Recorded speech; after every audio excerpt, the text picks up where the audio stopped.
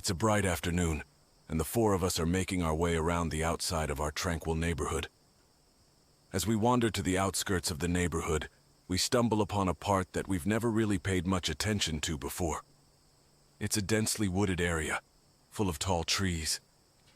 Alex ventures in first, picking his way through the underbrush. He's followed closely by Kim, her eyes bright with the excitement of this little deviation from our usual route. Ryan and I bring up the rear, a tad more cautious, but curious nonetheless. As we get deeper into the woods, Alex, who's a few steps ahead, suddenly stops. He motions us over to a spot he's discovered, hidden away beneath a thicket of ivy and fallen leaves. It's a small, camouflaged hole, barely noticeable unless you're looking closely. The hole is set in the ground, lined with worn-out stones, and partially covered by vegetation. "What's that?" Kim asks, pulling away some of the ivy to get a better look. Alex shines his flashlight into the hole. "Looks like it leads to a tunnel or something," he says, his voice echoing slightly, confirming his suspicion. Ryan gives the hole a skeptical look. "You think it's safe?" I shrug, excitement mingling with a slight sense of nervousness. There's only one way to find out. Pulling out her phone and turning on the flashlight. "We've got to check it out," she exclaims. Ryan looks hesitant, glancing from Kim and Alex to me. I shrug, grinning a little. Why not? It could be fun. Plus, what's the worst that can happen? Ryan sighs, rolling his eyes but following us as we start making our way down into the hole, which expands into a larger dark tunnel. We rely on the flashlights from our phones. The air is cool and stale, and the only sound is the faint dripping of water echoing off the stone walls. Our flashlights beam ahead, illuminating the stone-lined path beneath our feet. The tunnel is tall enough for us to walk upright, the rough ceiling arched over our heads. The walls of the tunnel are cold to the touch, damp with condensation, and covered in patches of moss. The floor is littered with small pebbles, and the occasional root poking through from above. The air smells of earth, and something old and abandoned, intensifying the eerie sensation. We notice the occasional tiny critters scurrying away from the invasive beams of our flashlights, their eyes reflecting in the light before they disappear into the crevices of the walls. I wonder what these tunnels were used for, I say, breaking the silence that has fallen over us. My voice echoes through the tunnel, bouncing back to us and making the hair at the back of my neck stand up. Could have been a secret military operation, maybe, Alex suggests, always quick to jump on the most fantastical explanation. Kim laughs, or a smuggling route. Ryan shakes his head. It could just be an old sewer system or something. Then, about 100 yards in, we come across a split in the path. One tunnel veers to the left and another to the right. Alex suggests we should go left, it looks less narrow. Kim counters, but the right one seems to slope upwards. Maybe it leads to an exit. Ryan pulls out a coin. "Let's flip a coin. Heads we go left, tails we go right." I can't help but laugh at this absurdity, but in the end we agree. Ryan flips the coin. It lands on heads, and left it is. As we trudge along the left tunnel, it gradually narrows and starts to slope downward. We continue in single file now, our shoulders brushing against the rough stone walls. Around another bend, the tunnel expands into a large chamber. Looking around, I can barely see the boundaries of this underground room. The chamber, as far as we can estimate, stretches out to about 50 feet in width. It's hard to gauge its exact size, but comparing it to the dimensions of our school gym, it seems pretty close. What surprises us even more is the height of the chamber. As we angle our flashlights upwards, their beams fail to reach the ceiling. I estimate it to be at least 40 feet, maybe more, based on the way our lights seem to lose their battle against the darkness above. The walls of the chamber are similar to the tunnels, constructed from the same cold, rough stone with the occasional intrusion of tree roots and patches of moss. The air here is cooler. "This place is huge," I say, my voice echoing around us, making the space feel even larger.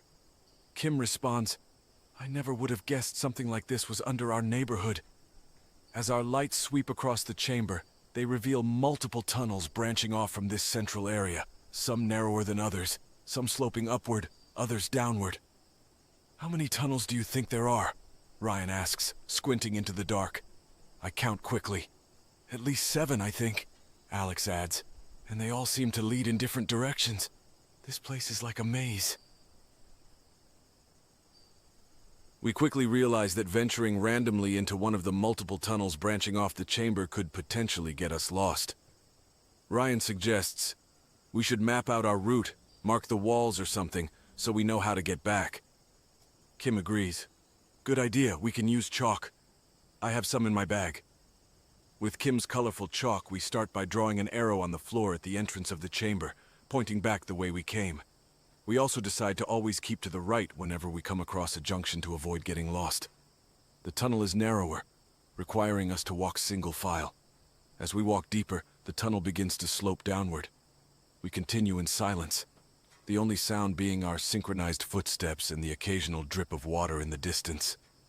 Our flashlights reveal more of the same cold stone, but every now and then, something new catches our eye. At one point, we stumble across a wall with strange markings. It's hard to discern what they might be in the dim light. Kim leans in closer, tracing her fingers over the rough etchings. They look old, really old. She murmurs. Further along, we notice the tunnel starting to widen again, and the ceiling stretches higher.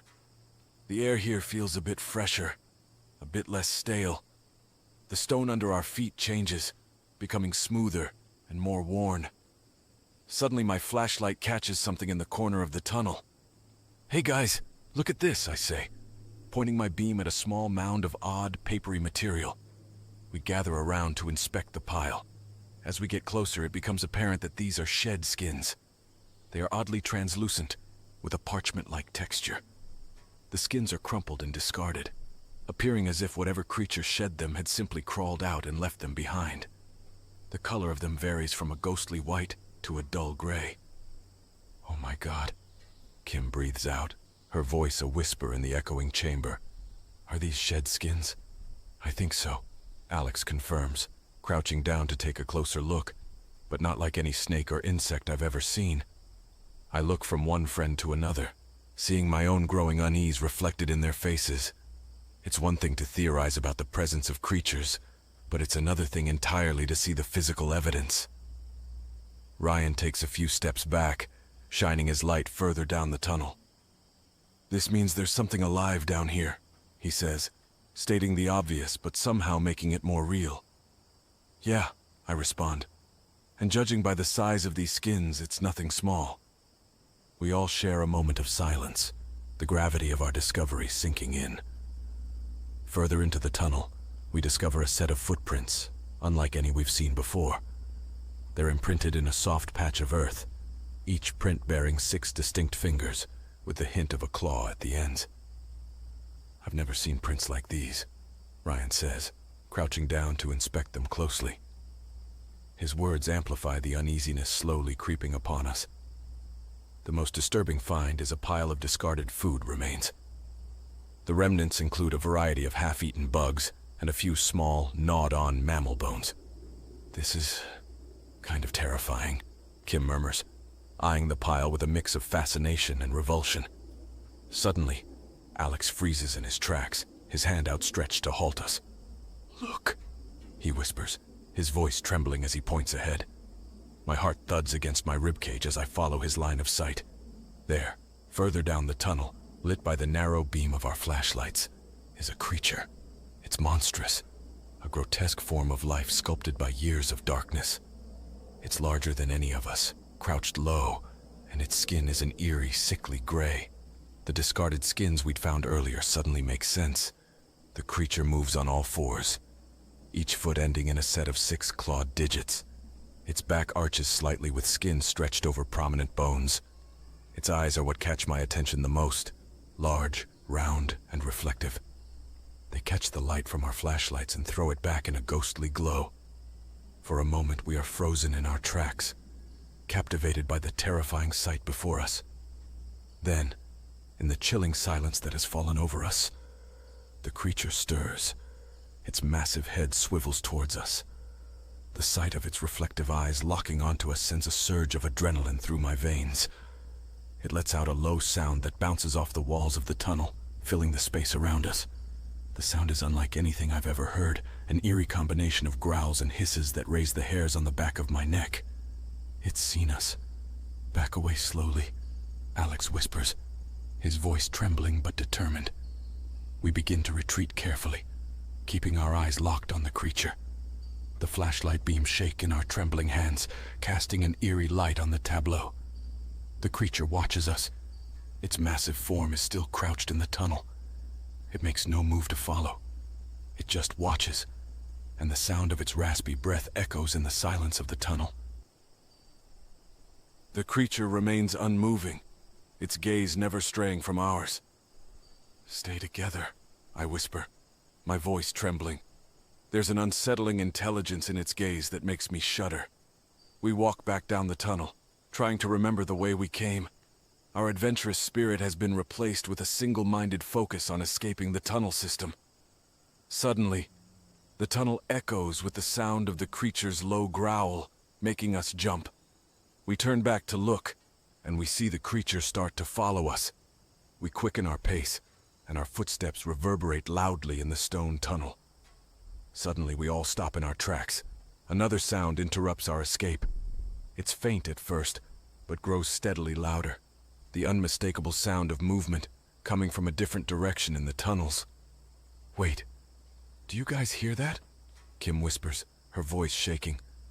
We all listen, and in the silence, the sound is unmistakable. The sound of claws against stone coming from an intersecting tunnel ahead. A cold shiver runs down my spine. There's more than one of these creatures in the darkness. Their location is impossible to determine in the web of tunnels that surround us. The realization makes our situation even more dire. We're trapped in a dark maze with unknown creatures, and the exit feels more and more unreachable. "We need to keep moving," Ryan says. His voice is firm, trying to instill some sense of courage. "Stick together and follow the path we came from." We stick together and try to retrace our steps back to the entrance. Suddenly, the narrow confines of the tunnel give way to a larger space, and the beam of our flashlights dance across a new chamber we hadn't encountered before. The chamber we've stumbled upon is immense, easily the largest space we've encountered in the tunnel system so far. I estimate the chamber to be about the size of a football field. Our flashlights sweep across the area, revealing rough stone walls that stretch upwards until they disappear into the darkness. Unlike the previous chambers and tunnels we've explored, this one feels different. The air here is colder and damper. The walls of the chamber themselves are intriguing. They are not smooth but jagged and raw, as if forcefully carved out from the earth.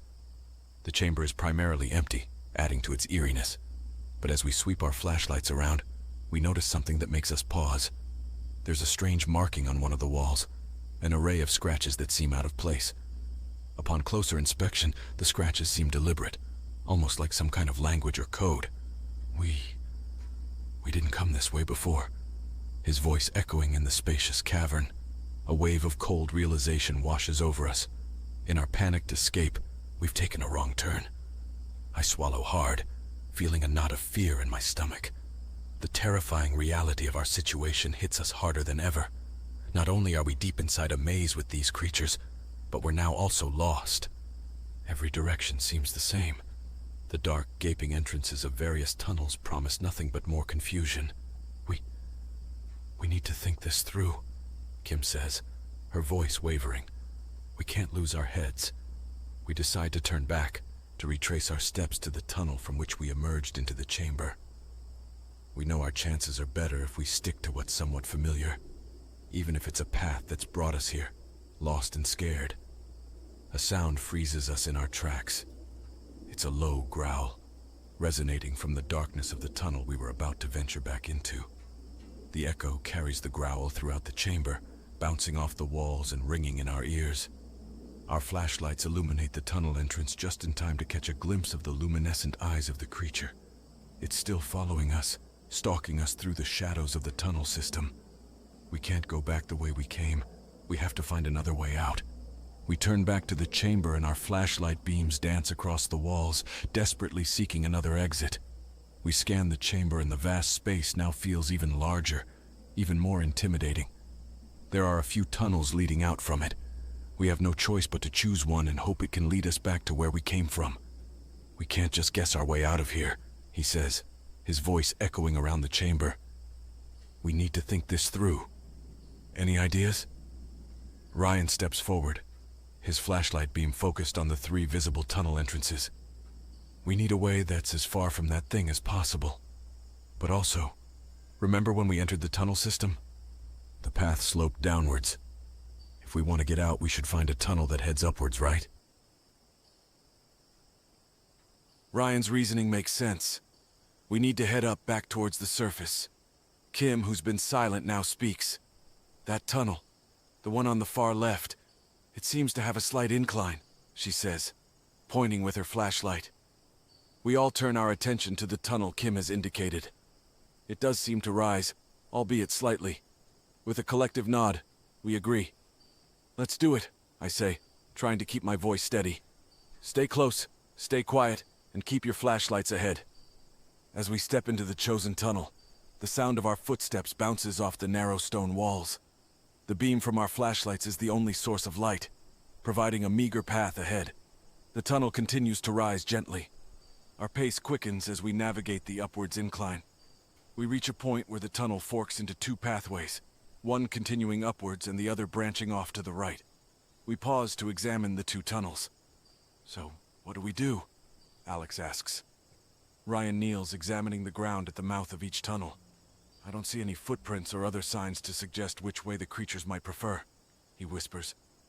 Kim points out, but remember our strategy? We chose to follow the upward path. Alex nods. Kim's right. If we change our strategy now, we might end up going deeper, not higher. We need to stick to the plan. I feel a knot of fear in my stomach, but they're right.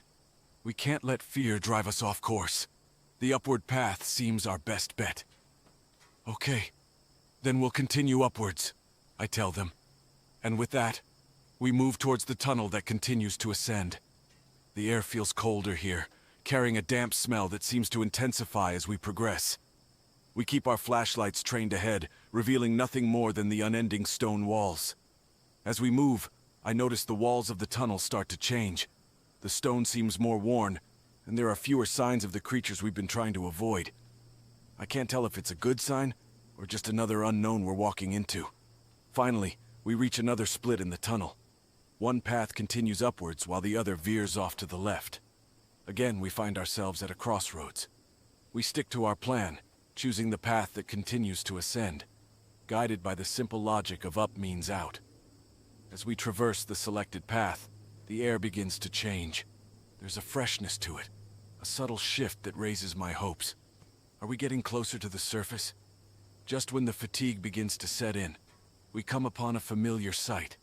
It's the first chamber we found when we initially entered the tunnels. As the realization dawns, we exchange silent glances. But as our flashlights move around the room, they catch something else. A pair of reflective eyes staring back at us from the darkness. I feel my heart stop, and a chill runs down my spine. Guys, do you see that? I whisper, my voice trembling. All our beams converge on the spot, confirming what I've seen. It's one of the creatures, huddled in the shadows of the chamber, caught off guard by our sudden arrival. Its eyes, reflecting our flashlight beams, give away its position. Kim stifles a scream, her hand tightly gripping my arm. Ryan steps back, bumping into Alex, who swears under his breath. We're all frozen and we hold our breaths. The creature doesn't move, but its eyes follow our lights, and a low growl reverberates through the chamber. I notice the arrow we drew on the ground earlier, but it's pointing toward the creature. We need to find a way past this creature and get out of these tunnels, and we need to do it fast. We stand frozen for a moment, and our minds race to figure out the best course of action. Ryan breaks the silence. We need a diversion. Something to distract it long enough for us to slip past, he whispers. Kim nods, rummaging through her backpack. She pulls out a can of soda. We could use this, throw it to the far end of the chamber. The sound might distract it, she suggests, her hand trembling slightly as she holds the can out. Alex looks skeptical. Are you sure it's going to work? But it's more of a rhetorical question. Our options are limited. This seems as good a plan as any. I give a nod of agreement and take the can from Kim. With a deep breath, I lob the can, aiming for the furthest end of the chamber. It arcs through the air before it crashes onto the stone floor. The creature's head snaps towards the sound, its eyes leaving our group for the first time. This is our chance. We start moving, doing our best to tread lightly, and we dim our flashlights to avoid drawing attention. As we edge closer to the path leading away from the chamber, the creature remains distracted, its attention still fixated on the far end. We continue to move, praying that our plan holds up just a little longer. As we edge closer to the exit, the creature seems to remain distracted, its entire focus. And the rattling can at the other end of the chamber. We move as silently as we can, holding our breath, every step taken with meticulous care. Suddenly, we're only a few feet away from the path leading out of the chamber. But just as we're about to breathe a sigh of relief, the creature turns its head, its glowing eyes fixing on us once again. For a moment, everything freezes. Us, the creature, and the echoing sound of the can rolling across the chamber floor. Then, with a growl, it starts to move toward us. But we're so close to our escape, we can't turn back now. With a collective surge of adrenaline, we break into a run, bolting towards the tunnel leading out of the chamber. Our flashlights bounce erratically as we sprint, casting wild shadows on the tunnel walls. Behind us, the creature gives chase and its growls grow louder. But the terror of the moment fuels our speed. We're desperate to get back to the surface, to safety.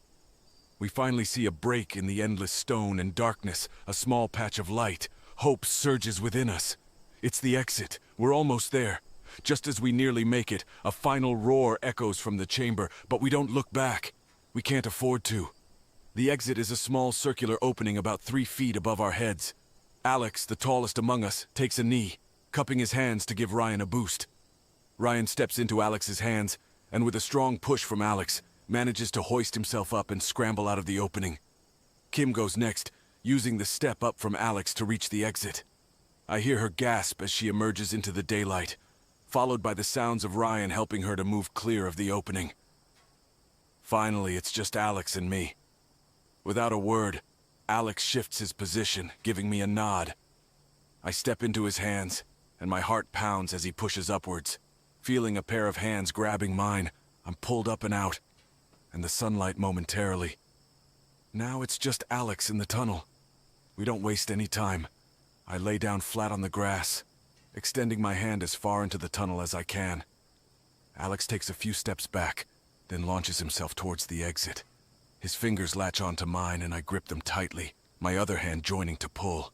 Behind me, I feel the others adding their strength, and with our collective effort, we pull Alex up and out of the tunnel. We collapse in a heap on the panting heavily, and the waning sunlight warms our faces. We've made it. We're safe and back in our neighborhood. It's a moment of mixed emotions, relief, exhaustion, and a sense of accomplishment. Still panting from the run, we gradually pick ourselves up from the ground, exchanging glances that speak volumes. Our clothes are dirt-streaked, our faces pale from the terror we've just escaped.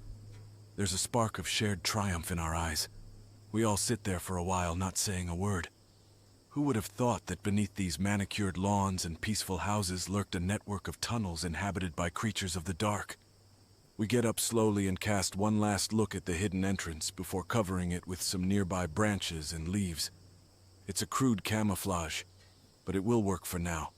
Perhaps one day we'll come back, better prepared, to explore the mysteries beneath our feet. But for now, we're content to leave it behind. We walk back home together, and the sounds of our laughter and chatter fill the air, a contrast to the silence of the tunnels. In the days that follow, our lives return to normal. School, homework, and hangouts at the local park. But every so often, we'd exchange knowing glances about what we discovered and what we experienced. We've been planning this camping trip for months, ever since the first signs of spring started to thaw the winter's icy grip. All 6 of us, Mackenzie, Anthony, Ryan, Allison, Sophie, and me, finally agreed on a weekend in late October to venture into the Smoky Mountains of Tennessee.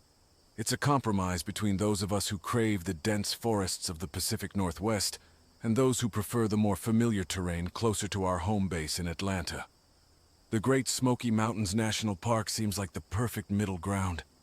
Today, after weeks of anticipation, we pack our cars with camping gear, food, and all the outdoor essentials. We set out in the early morning, hoping to reach the campsite before afternoon. The drive itself is a picturesque journey, with the lush trees showcasing the splendor of fall, reds, oranges, and yellows splashed against the canvas of the forest. The air gets crisper as we ascend into the mountains, each turn offering an even more breathtaking view than the last.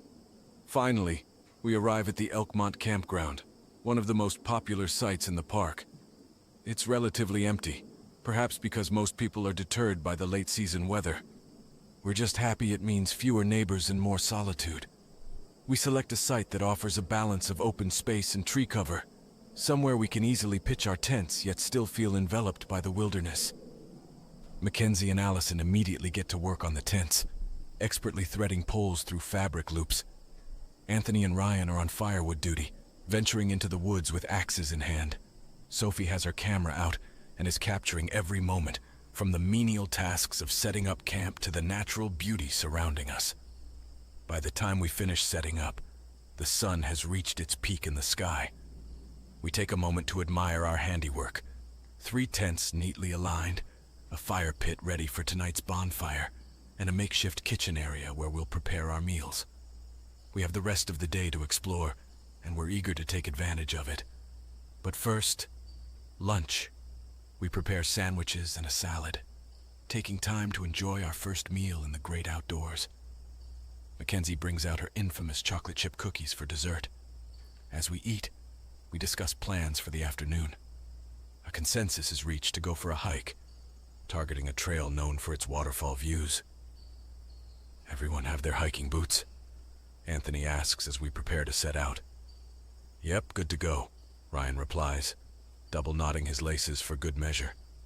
The hike proves to be both exhilarating and exhausting, filling our lungs with fresh mountain air and our souls with a sense of peace that's hard to find in the city. We reach the waterfall, and it's just as breathtaking as promised. A cascade of water tumbling over rocks framed by the autumn foliage. Sophie, of course, takes this opportunity to snap a few photos, capturing the beauty for posterity. We make it back to camp just as the sun begins its descent, casting a golden glow over our site. Dinner is a feast of grilled burgers and roasted veggies, followed by the obligatory s'mores. Hey guys, do you think we brought enough food? Mackenzie asks as she pulls a large bag of marshmallows from one of the several plastic containers laid out on the wooden picnic table.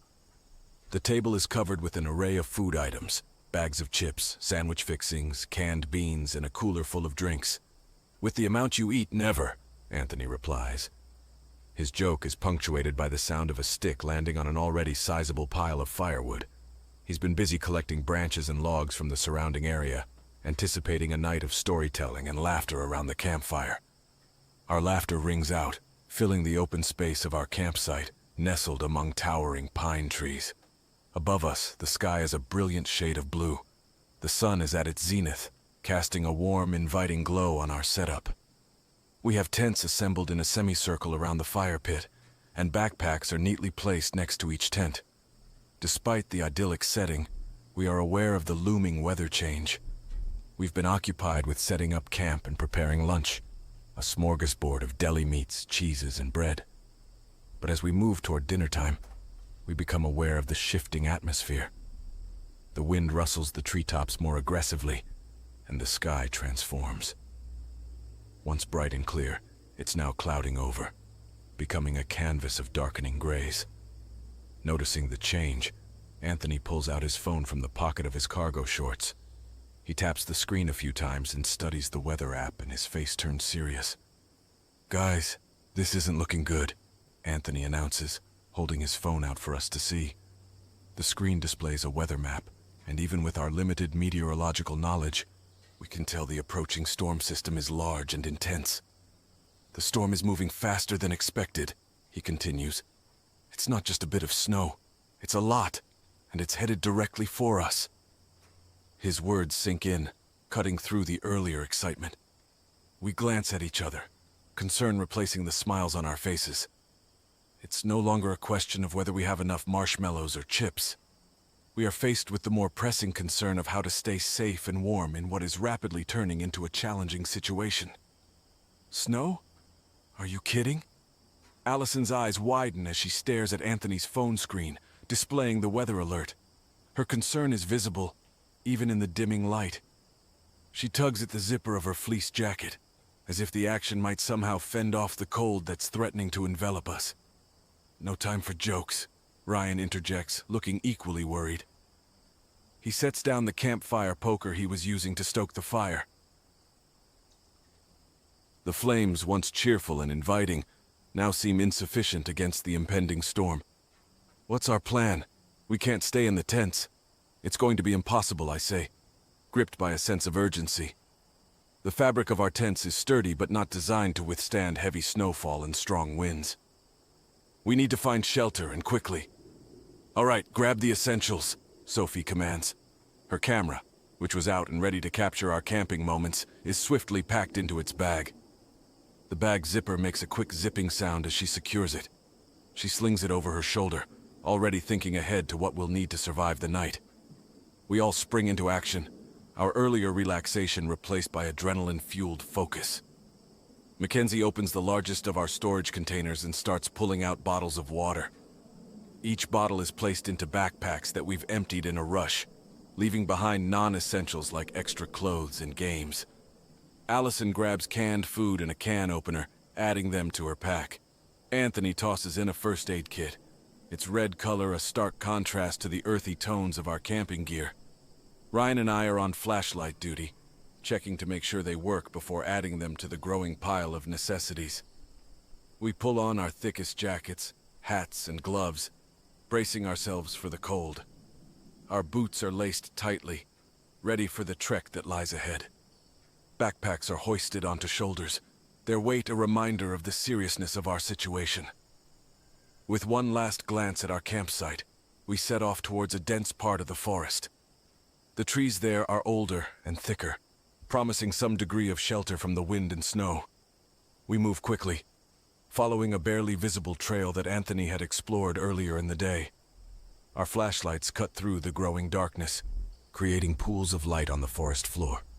As if on cue, the first snowflakes start to fall. At first, they're sparse, floating down lazily from the sky, but within minutes they multiply, and the air is filled with a flurry of white. What started as a delicate snowfall rapidly transforms into a torrential downpour of snow. We quicken our pace, aware that every minute counts. The snow is relentless, and the wind starts to howl, a clear sign that the storm is not just arriving, but is already here, full force. We tighten our hoods and pull our backpack straps closer, pressing on in search of the shelter that is now essential for our survival. Boots heavy and faces stung by the icy wind, we spot it. A cave. Hidden behind a dense thicket of prickly bushes and under a rocky overhang, the cave opens up like a dark mouth in the mountainside. It appears to be empty, and more importantly, large enough to accommodate all of us. Relief washes over us as we move inside, leaving the biting cold and howling wind behind. Dropping his backpack and pulling out some of the firewood he had the foresight to bring along. He sets up the logs in the center of the cave, away from the walls, and starts stacking smaller twigs and leaves as kindling. Good. I'm freezing, Mackenzie admits, her voice shaking a bit. She vigorously rubs her gloved hands up and down her arms in an attempt to generate some heat. Her face is red, not just from the cold, but also from the relief that comes with finding refuge. Allison and Ryan, who have been quiet during our trek, now spring into action. They unzip their backpacks and begin to unload our food supplies onto a flat rock that serves as a makeshift table. Canned beans, bags of trail mix, and even a loaf of bread are carefully arranged. Sophie, who until now had been contemplating whether to capture this dramatic turn of events with her camera, decides against it. She sets her camera bag in a corner of the cave, out of the way. This moment, she seems to think, is not one for posterity, but for immediate practical concerns. Anthony strikes a match and holds it to the kindling. After a tense moment where it seems the fire might not catch, the twigs start to crackle, then burst into flames. Anthony adds more logs, and soon we have a fire that roars with both heat and light, casting dancing shadows on the cave walls. The atmosphere in the cave starts to change almost instantly. The fire's warmth pushes back the cave's damp chill, filling the air with a smoky but comforting scent. It's a small triumph, but under the circumstances, it feels monumental. Eager to shed the cold that has seeped into our bones, we huddle as close to the fire as safety allows. We stretch out our hands and feet towards the flame, wiggling our fingers and toes to encourage circulation. Our wet clothes start to steam as they dry, and for the first time in what feels like hours, our shivering starts to subside. Our faces, which had been pinched in concentration and concern, begin to relax. The dire situation is far from resolved, but for now, in this moment, we have fire, we have food, and we are sheltered. At least we're not in the storm, right? Mackenzie tries to inject some optimism into the tense atmosphere. She rummages through her backpack and pulls out a box of granola bars. Tearing the box open, she offers one to each of us, her eyes meeting ours as if to say, "We'll get through this." "Yeah, it could be worse," Ryan chimes in, grabbing a granola bar and taking an absent-minded bite. But even as he says it, I notice his gaze drift past us, focusing deeper into the shadowy depths of the cave. His eyes narrow and his expression turns puzzled, as if he's trying to make sense of something he can't quite place. "You okay?" I inquire, catching his attention. His eyes snap back to me, and for a moment he seems to weigh whether to say what's on his mind. "Yeah, just thought I heard something," he finally admits. He shakes his head briskly, as if trying to physically dispel whatever thought or sound had momentarily captured his attention. Our collective energy is low, but the fire's steady warmth starts to act like a balm, alleviating the sharp edges of our concerns, at least temporarily. With the immediate crisis of shelter and warmth resolved, we start to unwind. Conversations become less about immediate needs and more about life outside this cave. We share stories of past adventures, favorite meals, and even discuss the latest season of a popular TV show. Despite the laughter and chatter, there's an undercurrent of discomfort that we all seem to feel, but choose not to acknowledge.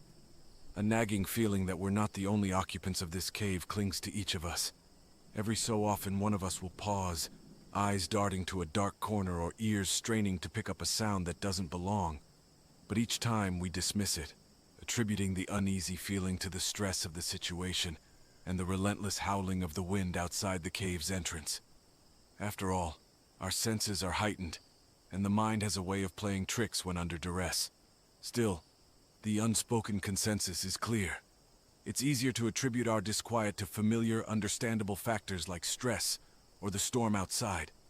Acknowledging the possibility that we might not be alone in this cave would mean confronting an entirely different kind of danger, one that none of us are ready to face. The fire flickers, casting a warm glow on everyone's faces, but its light doesn't reach the far corners of the cave, which remain engulfed in darkness. We're huddled close to the flames, bundled up in whatever clothing we brought along. The mood is somber. We've all stopped talking, each lost in thought about the situation we're in. Allison's sudden question pulls us back to the moment. She's visibly tense, her posture rigid as she leans slightly forward, trying to pick up the sound that caught her attention. "What are you talking about?" Mackenzie glances away from her phone's screen, which displays a low battery warning. She holds it in her hand, debating whether to turn it off to preserve the little power that's left. Allison insists. There's a weird noise, like someone whispering. For a moment, we all hold our breaths, focusing solely on the sounds around us.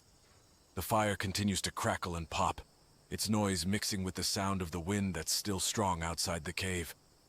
We all go quiet, listening intently. At first, I hear nothing but the crackle of the fire and the distant howl of the wind outside. And then, faintly, a whispering sound drifts from deeper within the cave. It's soft and unintelligible, but unmistakably there. "It's probably just the wind," Ryan suggests, but he doesn't sound convinced. "Yeah, wind that knows how to whisper," Anthony quips nervously. We try to shake it off and go back to our conversations, but the atmosphere has changed. We're all a little more alert, ears tuned to any sound that isn't one of us or the fire. Then Ryan stands up abruptly. "Where's my water bottle?" We search the immediate area. His water bottle, which he distinctly remembers placing next to his backpack, is gone. Ryan is adamant as he points to the area next to his bag. "I swear I put it right there." His insistence carries a tone of growing worry. His eyes meet each of ours in turn, as if silently pleading for someone to produce a logical explanation. Sophie, always the pragmatist, offers one. "Maybe you misplaced it." Yet even she can't keep a slight tremor out of her voice. She looks uneasy, as though she's aware her explanation doesn't fully sit right with the rest of what's going on. Before we can delve into a deeper discussion about the missing water bottle, Anthony interrupts us. "Guys, look at this." He's moved away from our makeshift campsite and is now standing next to one of the cave's walls. In his hand, the flashlight casts a focused beam on the rock face, revealing etched symbols. We cluster around Anthony, eyes widening as the light illuminates a series of inscriptions. They aren't random scratches or marks. They form a deliberate pattern. They appear to represent some form of language or script, though it's unlike anything I've ever encountered. "Is that writing?" Mackenzie says, her voice a mix of disbelief and a mounting sense of dread. She looks from the wall to each of us as if hoping someone will tell her she's imagining things. Anthony moves his flashlight up and down, illuminating more of the strange etchings. "I don't know, but it doesn't look natural, that's for sure," he says. There's a noticeable quiver in his voice, a raw edge that I've rarely heard from him. With that, the gravity of our situation becomes impossible to ignore. "We are not alone in this cave. We need to leave," Allison declares. Her voice trembles with evident panic, and she scans our faces for agreement. "And go where? Into the storm?" Ryan retorts, his voice tinged with a mix of incredulity and frustration. "Look, I'm not thrilled about staying here, but what are our options? Maybe it's better to face a storm than whatever made those symbols." I chime in. I'm torn, my own voice carrying a mix of reluctance and a pinch of dread. I look around, trying to gauge the room. We're all on edge, but no one is willing to make the final call on what we should do. But it's Sophie who finally breaks the deadlock. "Listen, we don't know what we're dealing with, but I do know that we're safer together," she says firmly. "The storm is still raging outside," she continues, gesturing vaguely toward the cave entrance where the sound of howling wind and pelting snow is still audible. "Our best bet is to stick together, keep the fire going, and wait it out. We can handle this." Her words have a grounding effect, cutting through the fog of fear and doubt that has settled over us. One by one, we nod in agreement, each of us coming to the realization that Sophie is right. Our strength is indeed in our unity.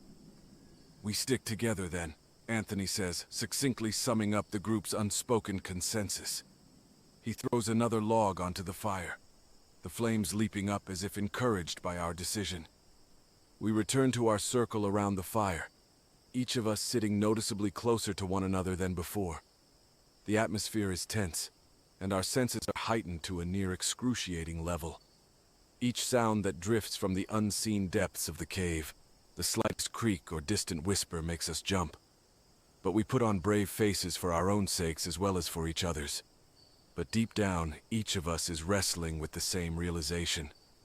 We are sharing this cave with something we can't see but feel is ever present.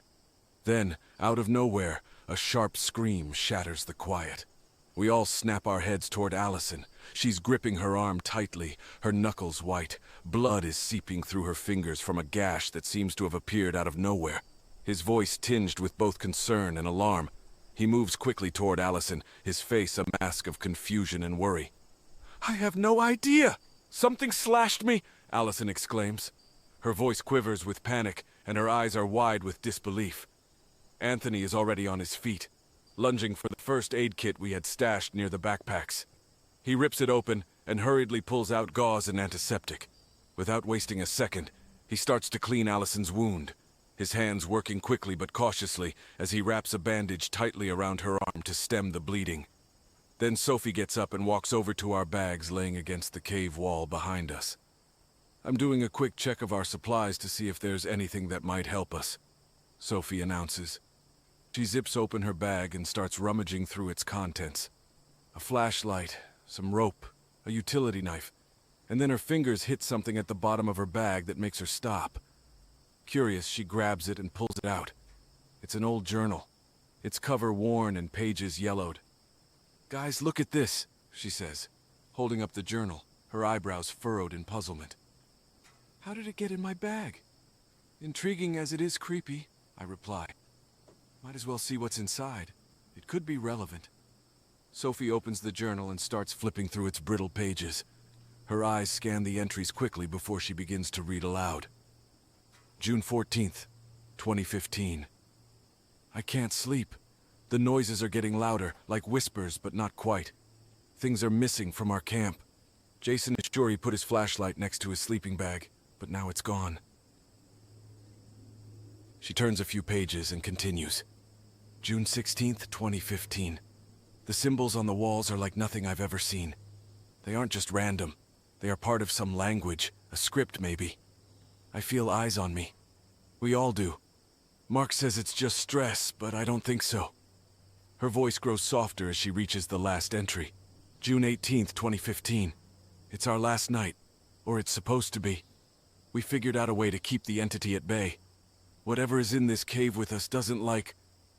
Sophie's voice stops abruptly, her eyes widening as she turns the page. It's torn, precisely at the point where it should reveal this vital piece of information. With a sense of disbelief, she flips through the remaining blank pages, but there's nothing more. Her voice revealing a mix of disbelief and fear that seems to echo in the confined space of the cave. "Okay, listen up," Anthony commands, his eyes making contact with each of us in a deliberate manner. He stands to make his point, filling the small space with his presence. We can't just sit here and do nothing. We need to take action. But what can we do? Ryan's voice is tinged with a frustration that mirrors the helplessness we all feel. His eyes dart from face to face as if searching for answers that he knows aren't there. We stick to the plan. Sophie's voice cuts through the tension like a knife. Her eyes lock onto ours one by one, as if willing us to agree. Stay together, keep the fire going, and wait. It's all we can do. We nod in agreement as the alternative is too frightening to contemplate. Allison picks up a log and places it on the fire, the flames licking at the wood before enveloping it entirely. Then a low growl rises from the darkest recesses of the cave. It's a sound unlike any we've heard, chilling in its implications. We exchange glances, seeing our own fears reflected back at us in a tapestry of wide eyes and tight lips. Did everyone hear that, or am I losing it? Anthony's voice is so soft it's almost drowned out by the crackling of the fire. His eyes are wide, his face pale. We heard it, I affirm, my voice betraying the shakiness I feel but can't hide. The weight of dread in the cave feels almost physical, pressing in on us from all sides. Each little noise, even the subtle settling of rocks, jolts us and keeps us alert. I hear the sound of a flashlight clattering to the cave floor. I look around the others and see Ryan, who was just here, has disappeared. It's as if he was swallowed by the darkness itself. Ryan? My voice bounces off the cave walls, creating a series of haunting echoes. What the hell is happening in this cave? What's in here with us? Anthony asks as his hands clench into fists. Allison's eyes are open wide. Her face is pale but flushed from the adrenaline. That's it. We can't wait any longer. We have to get out of this cave immediately. The urgency in Anthony and Allison's voices drives home the gravity of our situation. One of us is missing, and whatever is lurking in the cave is beyond our understanding. It's time for action, and every second counts. In the blanket of snow, we take quick action. We grab the essential items, canned food, the first aid kit complete with Allison's used bandages, flashlights with extra batteries, and other necessities. Bundled in our coats, hats, and scarves, we muster the courage to step into the storm. Snowflakes immediately cling to our clothing, and the wind seems to cut through every layer, but we push forward. However, something feels off as we walk. The landscape around us seems to subtly move, almost as if rearranging itself. Confusion sets in, and before we can fully process what's happening, we find ourselves back at the entrance to the cave. It's as though the cave itself, or some invisible force, has pulled us back. This can't be happening, Mackenzie mutters, staring at the cave as if expecting it to offer some answers. We're either going in circles, or something is actively pulling us back here, Sophie observes. Her eyes narrow as they scan the length of the cave, her gaze pausing momentarily on the symbols etched into the walls. Frustrated yet determined, we re-enter the cave. Our eyes search every nook and cranny, every odd rock formation, and every shadow. We're desperate for clues, for something that might offer us a way to escape this nightmarish situation. My eyes landing on the old journal Sophie found earlier. Maybe we overlooked something. With that thought in mind, I snatch the journal and flip through its yellowing, brittle pages. As I begin to read, the others huddle around me. We dissect every sentence, scrutinizing every word for its possible significance. The atmosphere is tense. Our collective focus is sharp. We know this journal might be our only chance at understanding what we're up against and how to combat it. Suddenly, Sophie, who has been skimming the earlier entries, looks up with widened eyes. "Hold on a second," she exclaims. It says here that the writer felt the entity was particularly drawn to light. Do you think we could use that information to our advantage? Anthony jumps at the idea. "That's worth a try," he says. He immediately starts collecting dry twigs and leaves from the cave floor. If this entity is attracted to light, perhaps we can create some sort of diversion, something that will pull its focus away from the entrance long enough for us to make a break for it. The sense of urgency is palpable as we brainstorm how best to utilize this newfound information. After a quick discussion, we decide to use one of our flashlights as the source of light for the diversion. Allison volunteers her flashlight, clicking it on and off to make sure it's in good working order. "We can set the flashlight in the middle of the twigs and leaves," Mackenzie suggests. "That way the light diffuses and covers more area. If it's drawn to light, it won't be able to resist." Nodding in agreement, we place the flashlight carefully amid the dry twigs and leaves that Anthony gathered. We aim it in a direction opposite the cave's entrance, hoping to lure the entity as far away as possible. "All right, are we ready for this?" I ask, looking around at the faces of my friends. Each of us knows what's at stake, and each of us is ready to try anything for a shot at freedom. Let's turn on the flashlight and make a run for it. It's now or never. I take a deep breath and click the flashlight on. A beam of light cuts through the darkness of the cave, casting shadows on the walls. For a moment, everything is still. Then a low guttural growl reverberates from the depths of the cave, followed by the sound of shuffling footsteps. Our eyes widen in collective horror as we see it. A formless shadow darker than the surrounding darkness moving towards the light. For the first time, we're not just dealing with an invisible force. The entity is making itself known. The air turns colder, as if the cave itself is recoiling from the presence of this being. For a few seconds, we're frozen in place, our eyes locked onto the approaching entity. It's as if we're caught in some sort of trance, unable to look away, unable to move. The flashlight flickers, as if struggling to maintain its glow in the presence of such malevolence. Finally, Mackenzie breaks the silence with a sharp yell. "Run!" Her voice snaps us out of our paralysis. We turn on our heels, adrenaline fueling our movements, and bolt towards the cave's entrance. As we run, I glance back just in time to see the entity reach the flashlight. The light flickers out, plunging the cave into darkness once more. But there's no time to think about that now. We have to get out. We burst through the cave's entrance into the snowstorm outside. The snow is falling heavily, and the wind howls around us. But we don't care. For the first time, we feel like we've put some distance between ourselves and whatever that entity is. We keep running, trudging through the deep snow, driven by a primal need to distance ourselves from the cave and its dark inhabitant. The storm rages on, but it's a lesser evil compared to what we've left behind. Finally, we stop, gasping for breath, our eyes meeting in a mix of relief and lingering fear. For now, at least. We have escaped. As we continue to trudge through the snow-covered landscape, I can't help but think of Ryan. He's gone, and the reality sets in that we may never find out what happened to him. Suddenly, a glimmer catches my eye through the swirling snowflakes. At first, I think it's a trick of the light, or perhaps my imagination playing games with me. But then, as we get closer, the glimmer becomes more defined. It's a light, a beacon in the distance cutting through the darkness and the snow. My heart starts pounding in my chest as I realize what it is. The soft glow of a cabin window. An indescribable relief washes over me. The sight of that light is the most beautiful thing I've ever seen. We quicken our pace, almost stumbling over ourselves in our eagerness to reach the cabin. Every step feels lighter now, as if we're being pulled towards safety by the promise of that distant light.